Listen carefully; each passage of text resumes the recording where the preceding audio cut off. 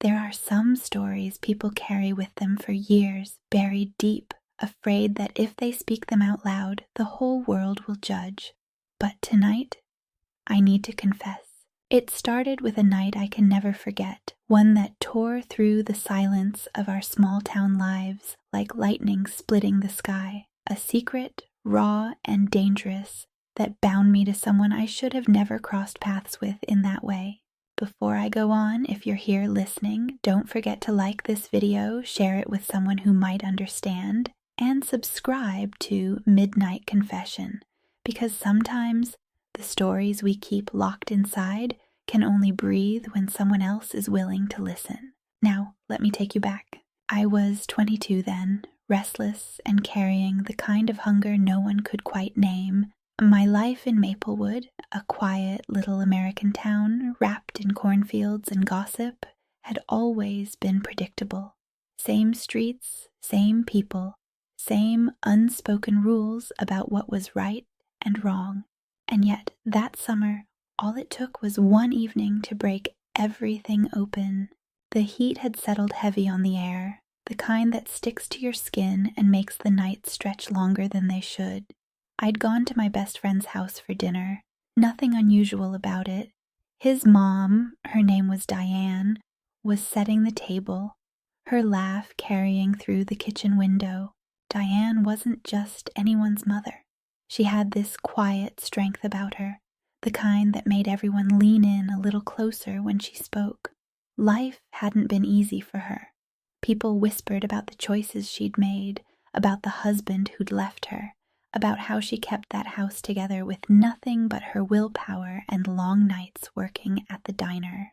That evening, though, something about her felt different. Maybe it was the way her hair was undone, falling loose around her face, or the way her eyes lingered a moment too long when they met mine. I told myself I imagined it. I told myself she was just being kind like she always was. But deep down, I already knew I was standing on the edge of something I shouldn't even be looking at. Because secrets like these don't just happen out of nowhere. They wait quietly for the right night to unfold. And that night was only just beginning.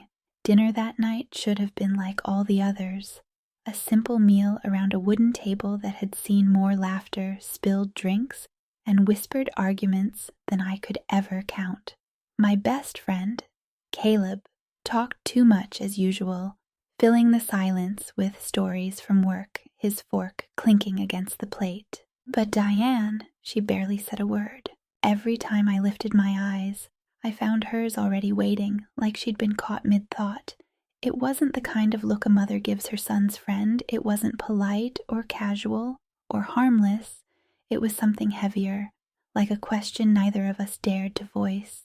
I tried to focus on Caleb, tried to laugh when he laughed, but the room felt different.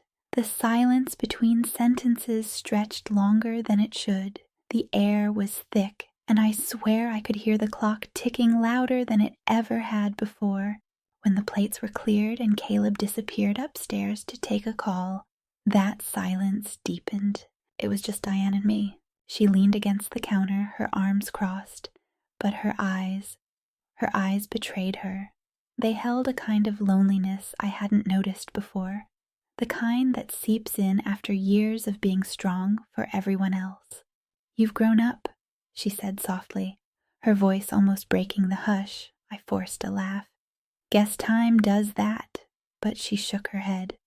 "No, not just older, different." The words sank into me, heavier than they should have. Maybe because she was the first person who had seen me that way, not as Caleb's sidekick, not as the kid running wild through the fields, but as a man. And in that moment, the world outside seemed to fade. The neighbors, the rules, the whispering town. It was just her and me, and a silence charged with something we both understood but couldn't name. That silence was dangerous, and I already knew I wasn't strong enough to walk away from it. The next morning, the house felt like it was holding its breath. I woke up earlier than usual and found myself wandering into the kitchen just as the sun was coming up over the pine trees that framed the backyard. Diane was already there. She was barefoot, hair tied up, wearing a faded sweatshirt that hung off one shoulder. She was pouring coffee, and for a moment I just stood in the doorway watching her. She looked like something out of a memory, or a dream I shouldn't have been dreaming. "Morning," I finally said, my voice lower than I expected. She turned, smiled softly, and held up the coffee pot. "Want some?" I nodded, and she poured it slowly, the steam rising between us. We sat at the kitchen island, sipping in silence. The house was quiet, Caleb still asleep upstairs. There was nothing out of place, and yet everything felt out of place. At some point she reached for the sugar, and her hand brushed mine. Just that, just skin against skin, but it was enough to change the air. We both froze. I didn't move my hand, and neither did she. Her eyes met mine, and something passed between us. Not a word, not a thought, just something. Something that had been building for weeks, maybe longer. She pulled back first, clearing her throat, pretending to stir her coffee. I tried to do the same, but my heart was pounding. We didn't talk about it. We didn't have to, but I knew right then that we had stepped into something neither of us was ready to name. And I also knew, deep down, that I wasn't going to forget that touch. Not now. Not ever. The day carried on like any other. Or at least that's what it looked like from the outside. Caleb had gone to work early, and the house fell into a quiet rhythm. Dishes clinked in the sink. The old grandfather clock in the hallway ticked louder than usual.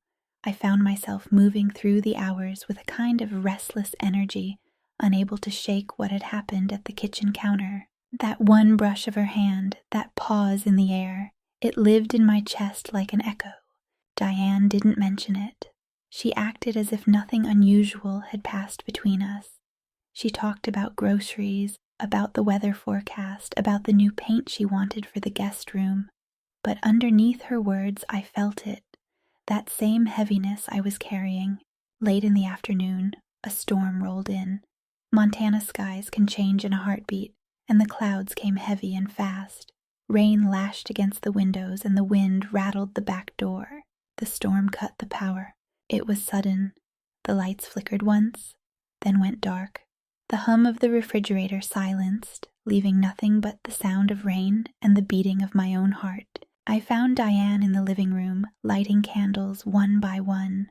The glow danced across her face, softening the lines of worry, making her look almost unreal.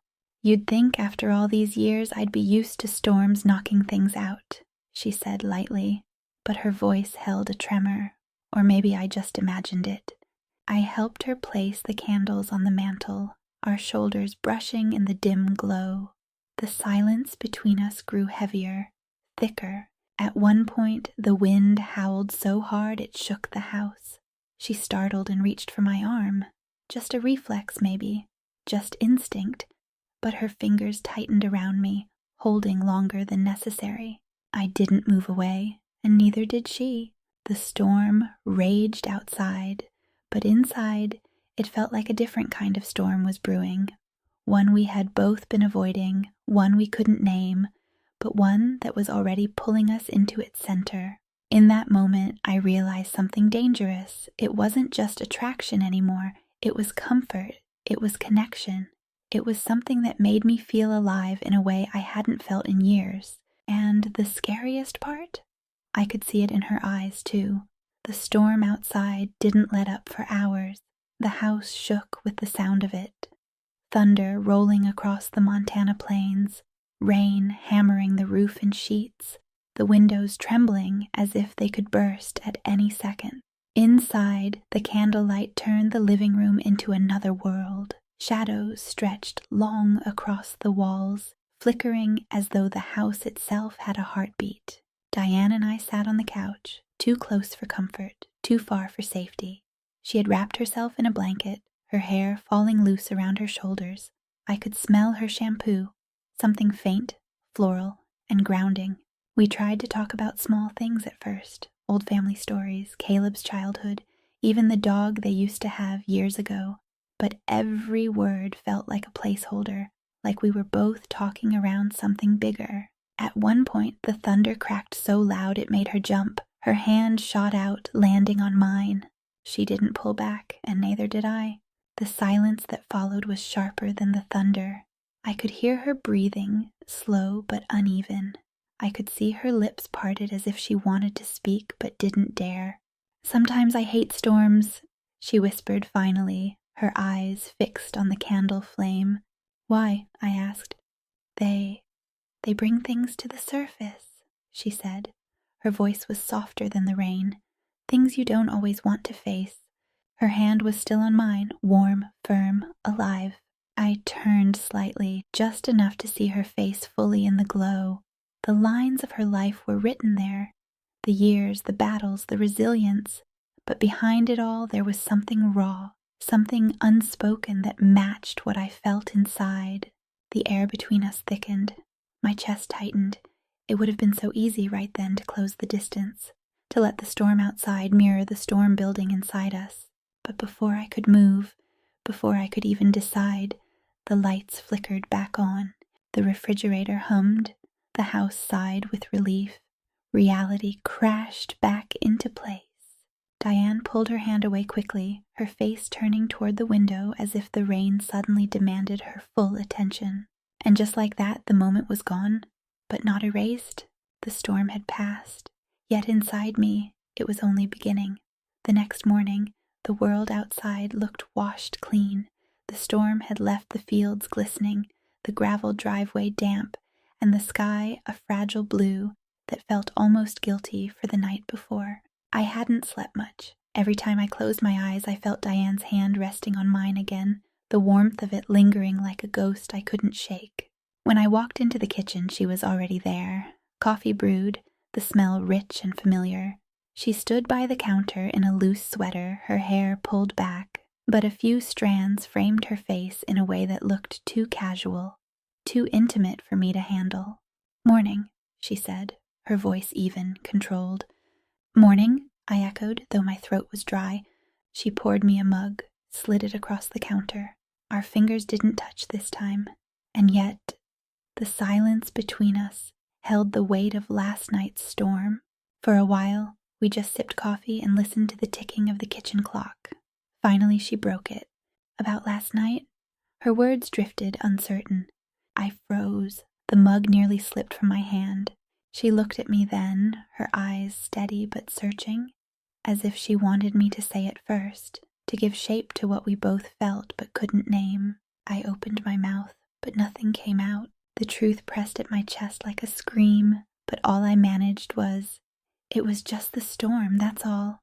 Her lips tightened, almost a smile, almost a wound. "Right," she said softly. "The storm." She turned back to the sink, rinsing her cup. But I could see her shoulders tense, the way her breath caught for just a second too long. I wanted to reach for her again, to tell her it wasn't the storm, it was us. But I didn't. Instead, I left the kitchen with my coffee and sat by the window, watching the sunlight fight its way across the wet ground. And for the first time, I realized the truth. We were standing at the edge of something we couldn't step back from. It wasn't a matter of if. It was a matter of when. The day unfolded in quiet routines, chores, errands, the kind of small-town rhythms that usually passed without thought. But now, every glance, every brush of movement between us felt charged with a silent electricity. By evening, I found myself fixing the porch light. Diane came out with a glass of iced tea, the screen door creaking as she stepped onto the wood. "You've been working since morning," she said, holding out the glass. I took it, careful not to touch her hand, careful, and yet my pulse raced all the same. The air was still, thick with the last heat of summer. Fireflies blinked in the yard, and for a moment it felt like the world had shrunk down to just us, me on the ladder, her standing below, watching. "You should let someone else take care of things once in a while," she said softly. "I wouldn't know what to do with myself," I answered, trying to sound light. Her smile lingered, faint but sad, like she knew the weight I carried without me having to speak it. When I climbed down, the space between us closed too quickly. One step, then another, and suddenly I was standing inches away from her. We froze. The glass in my hand sweated between my fingers, but it wasn't the iced tea making me tremble. It was her eyes, steady, searching, daring me to stop lying to both of us. "Diane," I whispered, but the rest never came. Her hand lifted, hesitant, then brushed against my cheek. The gentlest touch, and yet it shattered every wall I'd built. I didn't think I couldn't.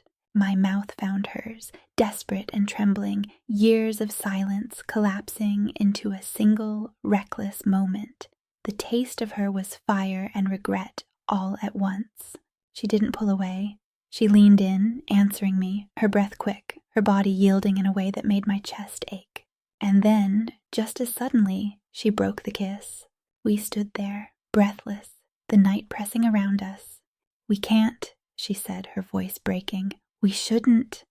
But her hand was still on my face, and my lips still burned from hers. The kiss hung between us like smoke after a fire, still burning, still choking, even though the flames were gone. Diane stepped back first. I saw the panic flicker in her eyes, as though she couldn't believe what had just happened, or maybe she could, and that frightened her even more. "I'm sorry," she whispered. The words came out rushed, brittle, like she was speaking them for both of us. My mouth opened, but nothing came. No apology, no denial, only the echo of her lips still pressed against mine. She turned quickly, retreating through the screen door before I could say anything else. The slam of it rattled through the silence, and suddenly I was standing there alone, my chest heaving, my hands shaking like I'd done something unforgivable. Inside, the light in the kitchen flicked on. I could see her shadow moving, pacing, clutching her arms as though she was cold despite the heavy summer air. I stayed outside, frozen. My heart screamed to follow her, to tell her what that kiss had meant. But another voice, darker, heavier, warned me that one step closer could ruin us both. That night, sleep never came. Every time I closed my eyes, I felt her hand on my cheek again. I heard the crack in her voice when she said, "We can't. We shouldn't." By morning, Diane avoided me. Her smile at breakfast was practiced, almost brittle, and her words came clipped and short. "Didn't get much sleep?" she asked, her eyes never quite meeting mine. "Not really," I admitted. Silence fell again, a silence that said more than any words could. All day we orbited around each other in the house like strangers. I fixed the fence. She stayed in the kitchen. If our paths crossed, one of us always found a reason to step away. But the weight of it only grew heavier. The memory of her lips, the warmth of her body leaning into mine, it played on repeat inside my chest, carving me open in ways I didn't know how to stop. That evening, as I lay in bed staring at the ceiling, I realized the truth. The kiss wasn't the mistake. The mistake was pretending it hadn't meant everything. For 3 days, Diane and I danced around each other like shadows. Every word was measured, every glance cut short. The house no longer felt like a refuge. It was a battlefield where silence became the sharpest weapon. I buried myself in chores, fixing the roof, splitting firewood we didn't even need in the middle of summer. Anything to keep my hands busy so they wouldn't remember the shape of her face. But on the 4th night, the storm came. It rolled in without warning, black clouds swallowing the Montana sky. The wind tore through the valley, rattling the windows and bending the trees. By the time the rain hit, it was pounding against the house in sheets, the sound like gravel hurled at the walls. The power snapped out with a flash. Darkness swallowed everything. I grabbed a flashlight and made my way down the hallway, but before I could call out, I heard her voice, low, shaking. "Micah?" She was standing in the living room, clutching her arms, her face pale in the brief light of the storm outside. For the first time since that night, she looked right at me, not away, not past me, at me. "I hate storms," she whispered, almost like a confession. "Ever since I was a kid, they make me feel like the whole world's about to collapse." Her vulnerability pierced through all the walls we had been building. I didn't think. I just stepped closer, holding the flashlight low so the glow washed over both of us. "You're safe here," I said. My voice was steadier than I felt. "I won't let anything happen to you." Something broke inside her then. Her breath hitched, and before I could move, she stepped forward, closing the space between us. The next clap of thunder shook the house, and in that moment she clung to me, not like a mistake, not like something forbidden, but like someone reaching for the only anchor they trusted in the storm. Her forehead pressed against my chest, my arms wrapped around her before I could think twice. The world outside could have ended right then, and I don't think either of us would have noticed. When she finally tilted her head up, her eyes searched mine. There was no apology this time, no retreat, just the storm inside both of us, finally unchained. And I knew we were standing on the edge of something we couldn't take back. The storm passed by morning, leaving behind a world that smelled of wet earth and pine, but inside the house, it hadn't passed at all. I barely slept. Every time I closed my eyes, I felt the warmth of her pressed against me, the way her heartbeat had matched the thunder outside. It wasn't a dream. It wasn't a mistake. It was real. At breakfast, Diane sat across from me at the small wooden table. The silence between us felt heavier than the storm had been. She toyed with her coffee cup, eyes downcast, her thumb tracing the rim in circles. Finally she spoke. "Micah," her voice trembled. "We can't keep pretending nothing happened." I set my fork down. The clink against the plate was too loud in the quiet. My chest tightened. I wanted to say 100 things, but all I managed was, "You're right."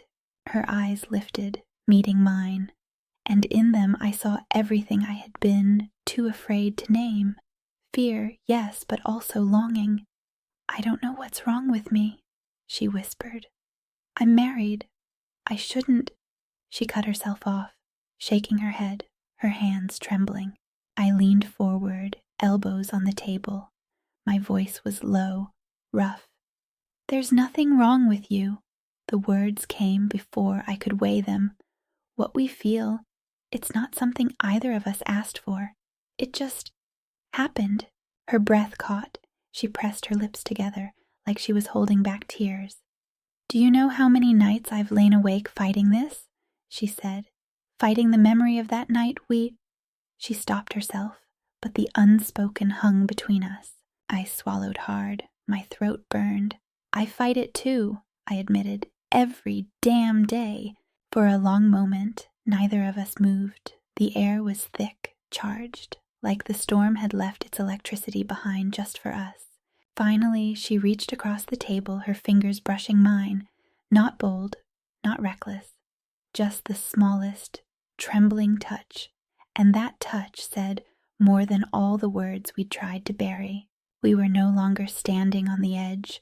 We had already fallen. That evening, the house was too quiet. Even the usual hum of the fridge seemed to fade, like the world itself was holding its breath. Diane moved around the kitchen, trying to keep busy, but I could see it.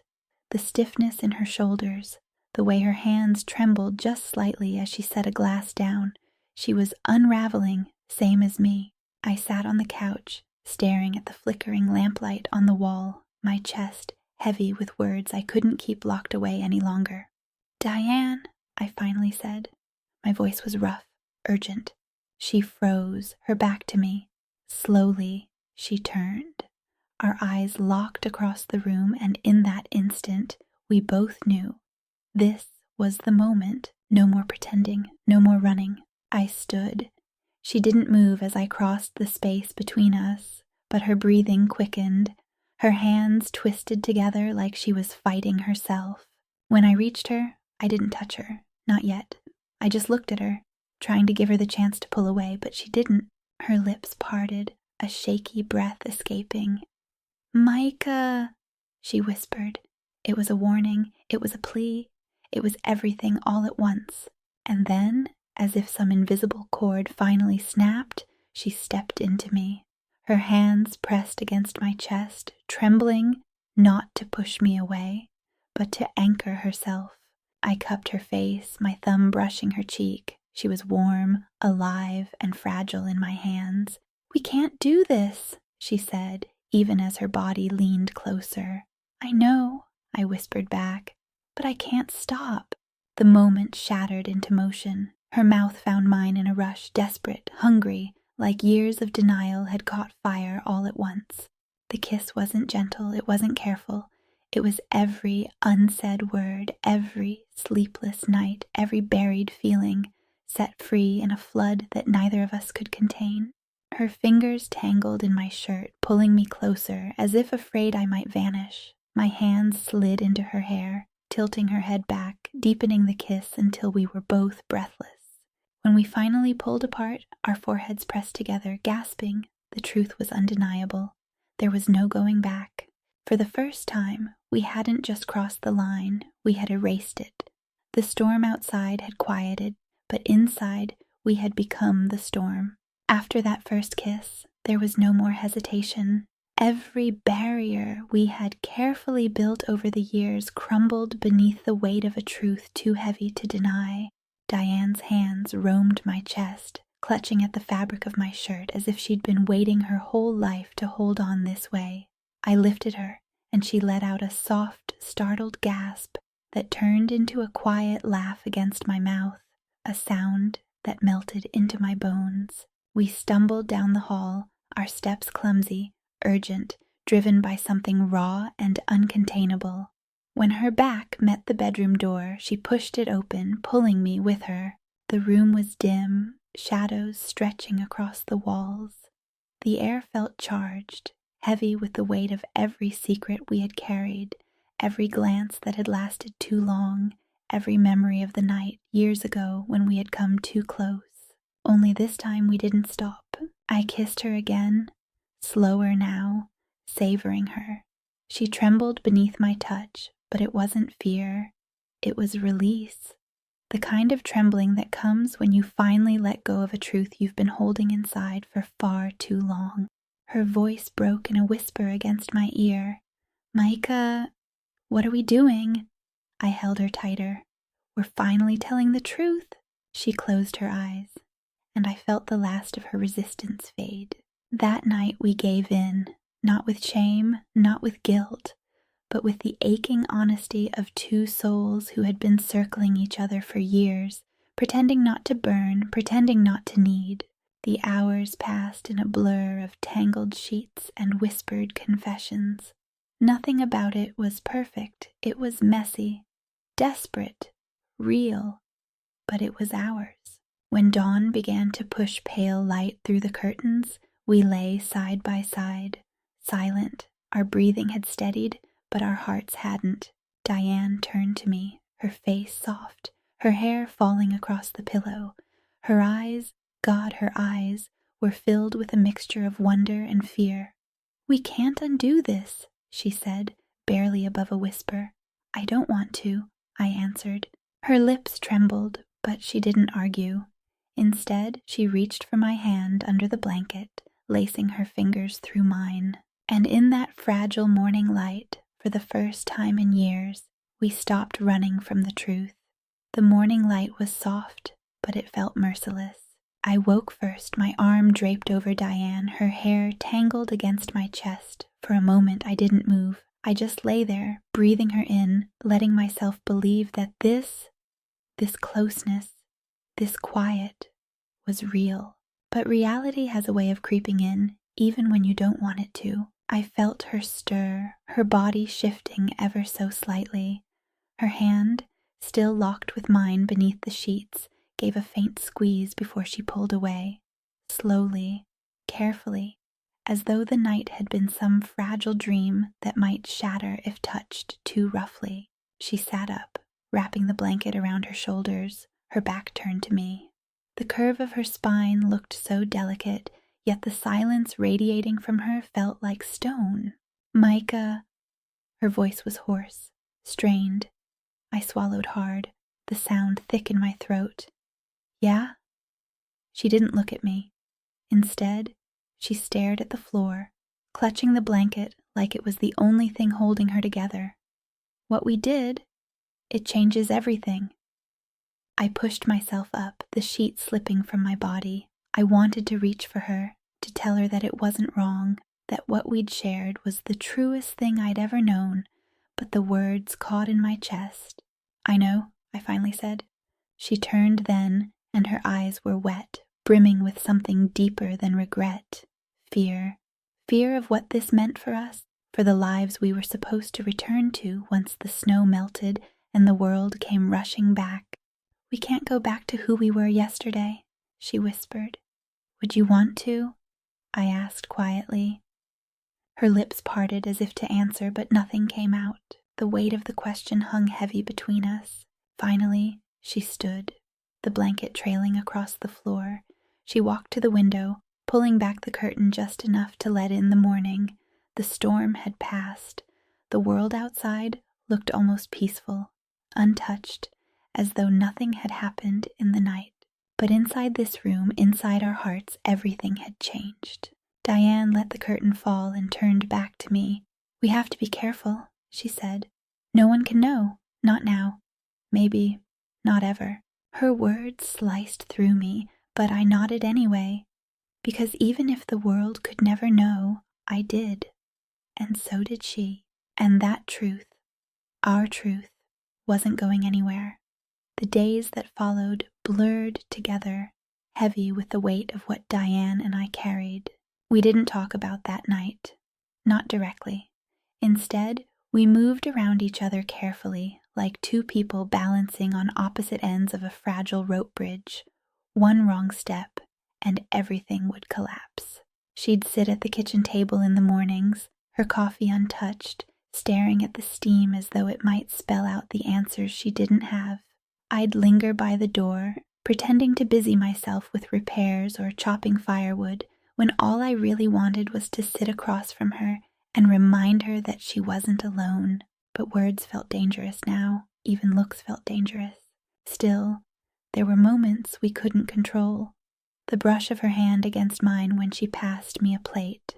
The way her eyes lingered on me a second too long before she forced herself to look away. The silence we shared when the fire burned low at night, thick, suffocating, filled with everything we weren't allowed to say. And beneath it all was the secret. Our secret.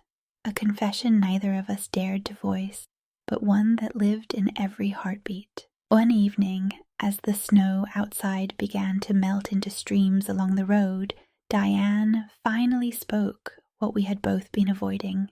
"Micah," she said softly, almost like she was afraid the walls might listen. I looked up from the firewood I was stacking, meeting her eyes across the dim glow of the cabin. "If anyone ever found out..." Her voice trailed off, but the weight of her meaning was clear. "They won't," I said quickly, sharper than I intended, then softer. "They can't."